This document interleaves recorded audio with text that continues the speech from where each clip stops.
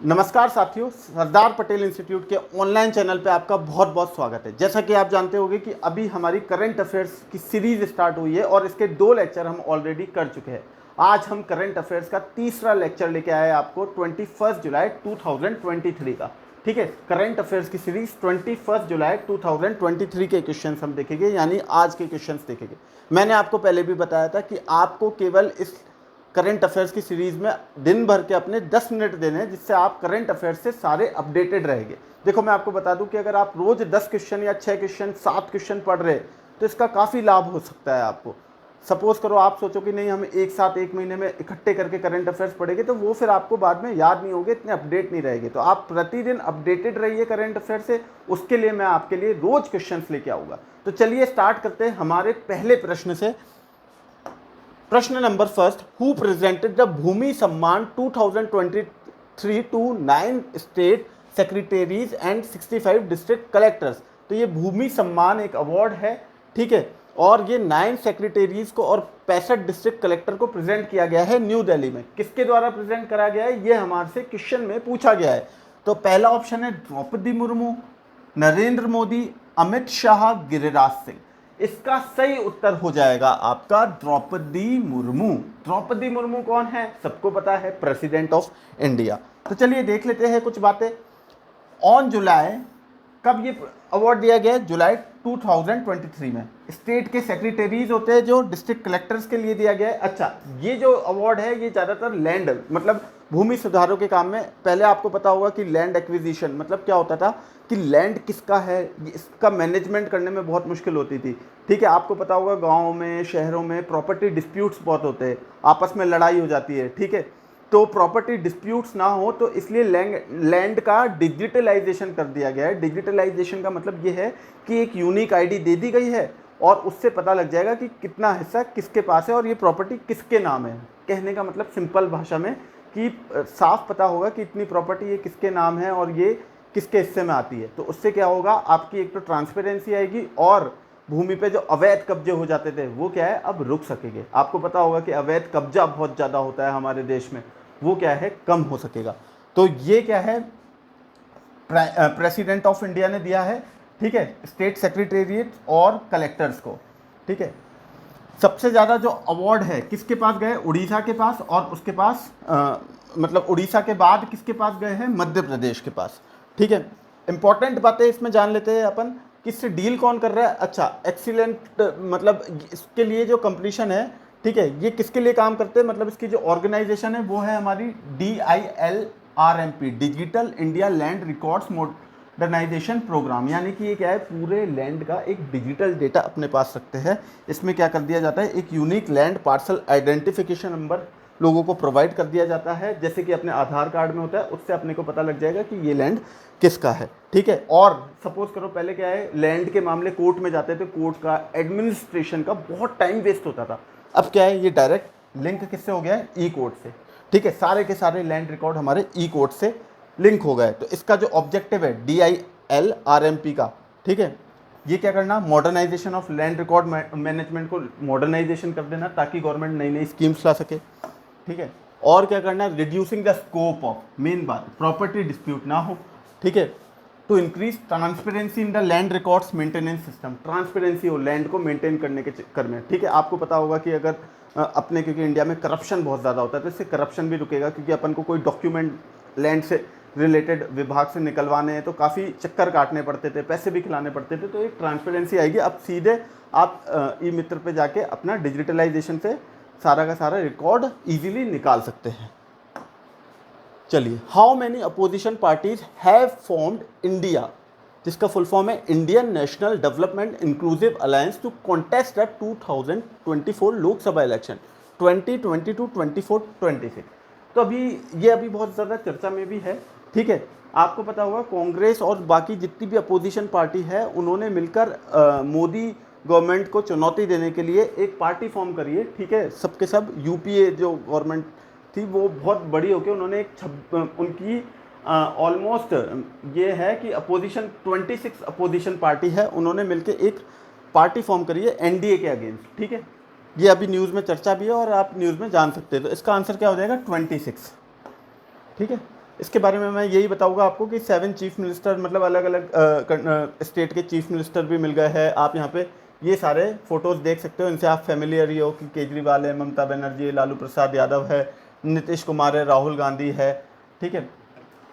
तो ये सारे लीडर्स ने मिलके एक पार्टी बनाई है, किसको? मोदी गवर्नमेंट को अपोज करने के लिए नेक्स्ट इलेक्शन 2024 में। चलिए, who has broken the Guinness, ये इंपॉर्टेंट क्वेश्चन है, ठीक है। इसमें पूछा गया है कि किसने, who has broken the Guinness world record, ठीक है, किस प्लेयर ने बैडमिंटन में गिनीज वर्ल्ड रिकॉर्ड तोड़ा है, किसका? फास्टेस्ट हिट का। 10 बूंद, Satwik Sairaj, Chirag Shetty, none of them. तो इसका आंसर हो जाएगा हमारा सात्विक साईराज। कई बार आपसे क्वेश्चन ऐसे भी पूछ लेते हैं कि सात्विक साईराज जो आपका प्लेयर है वो किस गेम से रिलेटेड है, तो आपका आंसर क्या हो जाएगा? बैडमिंटन, ठीक है। Indian badminton player Satwik Sairaj रनकी Reddy, ठीक है, इन्होंने एक गिनीज वर्ल्ड रिकॉर्ड बनाया है फास्टेस्ट हिट इन बैडमिंटन का, ठीक है, कोरिया ओपन 2023 में, ठीक है। अच्छा, आप देख सकते हैं इन्होंने जो स्मैश करा है, मतलब तेजी से बैडमिंटन के रैकेट से जो इन्होंने स्पीड दी है वो बहुत ज़्यादा इनक्रेडिबल है। कितनी है? 565 किलोमीटर पर आवर, यानी आप देख सकते हो एक ट्रेन की भी बहुत तेज़ी से रफ्तार से, यानी 565 किलोमीटर पर आवर की रफ्तार से इन्होंने क्या है? बैडमिंटन को हिट करा है। अच्छा, पहले ये रिकॉर्ड किसके नाम था? मलेशियन प्लेयर थे तैन बुन हुंग, उनके नाम था, जिन्होंने हिट किया था 493 किलोमीटर पर आवर पे। चलिए नेक्स्ट क्वेश्चन देख लेते हैं। Where will Tata group set up the EV battery cell giga factory recently? Singapore, Germany, UK, Japan. तो इसका राइट आंसर हमारा हो जाएगा यूके, ठीक है। ईवी बैटरीज क्या होती है? जैसे अभी अपने इलेक्ट्रॉनिक व्हीकल्स आ गए, इलेक्ट्रॉनिक व्हीकल्स में जो बैटरी का जो प्लांट है वो टाटा ग्रुप सेट करने वाला है। यहाँ पे टाटा ग्रुप ने अभी रिसेंटली अनाउंस करा है, Tata group announce on Wednesday कि वो सेट करेगा कहाँ पे? यूके में, इलेक्ट्रिक व्हीकल्स के, ईवी व्हीकल्स के प्लांट। और कितना खर्चा करने वाला है? 42,000 करोड़ का खर्चा होगा इसमें। और ये यूरोप के सबसे लार्जेस्ट प्लांट में से एक होगा। ब्रिटिश प्राइम मिनिस्टर जो है हमारे, कौन है? ऋषि सुनक है, उन्होंने इस बात को प्रेज भी करा है। उन्होंने कहा है कि ये एक तो इससे क्या है, काफ़ी लोगों को जॉब भी मिलेगी, ठीक है, और लोग जो पेट्रोल के व्हीकल्स यूज़ कर रहे थे वो क्या है, इलेक्ट्रिक व्हीकल्स को यूज़ करने लग जाएंगे। अच्छा, किसके साथ कोलैबोरेशन में ये हुआ है डील? JLR के साथ, ठीक है, टाटा मोटर्स, और कौन बनाएगा? जैगवार लैंड रोवर, ठीक है। चलिए next question, which country has handed over 105 ancient artefacts to India? ऐसी कौन सी कंट्री है जिसने जो एंटीक्स आइटम्स है, उनको आर्टिफैक्ट्स कह के, वो इंडिया को हैंडल करे, ठीक है, हैंडेड करे? UAE, America, France, United kingdoms. तो इसका राइट आंसर हो जाएगा हमारा अमेरिका, ठीक है। 105 एंटीक आइटम जो कि सेकंड और थर्ड सेंचुरी के थे, और 18-19 सेंचुरी तक के जितने भी, मतलब सेकंड से बने हुए 18 सेंचुरी तक जितने भी एंटीक आइटम है वो वापस से अमेरिका ने इंडिया को भेजे हैं, ठीक है। Where has the 3-day Amrit Yuva Kalotsav been inaugurated? इसमें पूछा गया है कि 3 दिन का अमृत ऊवा कलोत्सव कहाँ पे इनॉग्रेट किया गया है? Nagpur, Srinagar, Mumbai, none of these. तो इसका आंसर हो जाएगा हमारा श्रीनगर, ठीक है। इसमें कुछ बातें हम देख सकते हैं।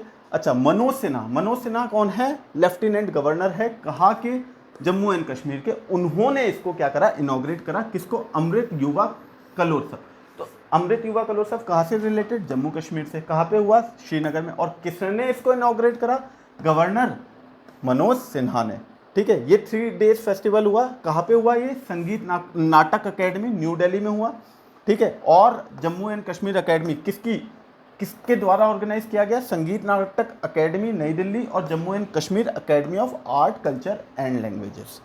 और कुछ बातें देख लेते हैं, ठीक है। Festival of music, dance and drama, ये जो ऑर्गेनाइज किया गया है, क्यों ऑर्गेनाइज किया गया? 75 साल हुए हमारे इंडिया के इंडिपेंडेंस को, इस महोत्सव पे किया गया है, ठीक है।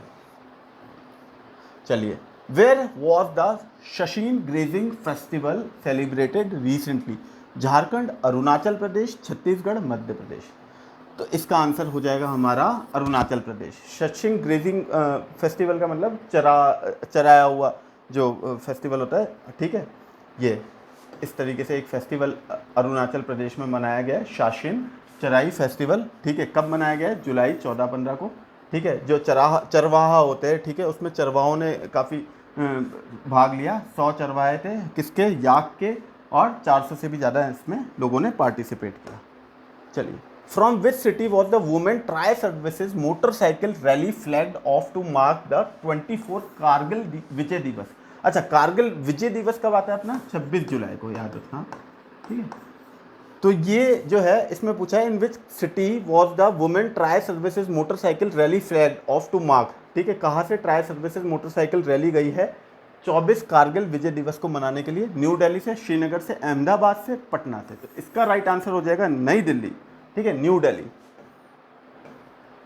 देख सकते हैं आप, to commemorate the 24 Kargil Diwas a tri service women motorcycle rally from New Delhi to Dras, ठीक है, द्रास एक जगह है जो कि बहुत ज़्यादा सर्दी वाली जगह है लद्दाख में, was flagged off at Raina auditorium in cantonment today, ठीक है। ज़्यादा इंपॉर्टेंट बातें इसमें पूछी नहीं जाएगी, मैंने आपको बताया था शुरुआत में हम फैक्ट्स पे बात करेंगे। तो चलिए, आज का हमारा करेंट अफेयर्स का सेशन यहीं ख़त्म होता है। मिलते हैं नेक्स्ट क्लास में, यानी कि कल।